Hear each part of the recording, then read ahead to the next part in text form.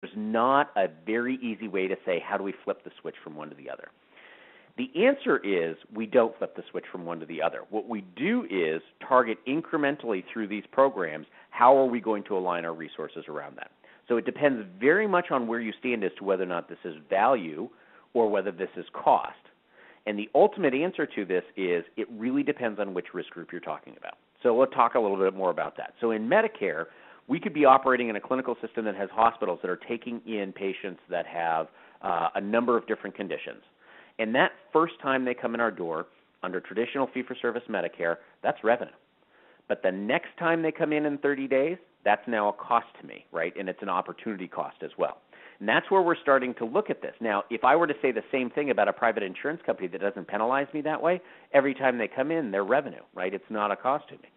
So the point here is the first step that we need to do is to start to segregate by risk group. What is our risk exposure in this group of patients?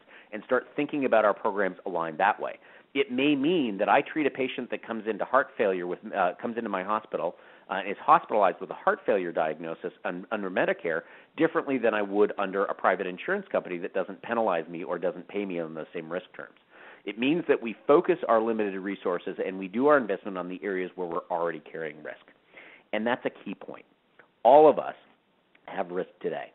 There are a number of different ways for us to characterize this, Medicare and penalties, and we have some incentives that go along with that. We have additional incentives that can come through PQRS and GPRO, so the additional financial bonuses and incentives that come along with taking quality actions. Our employees themselves are a risk group to us, right? We have to pay for their benefits. We share in the cost of their health insurance and their utilization, so we're at risk there as well. So all of us have risk in some way, shape, or form today. I do want to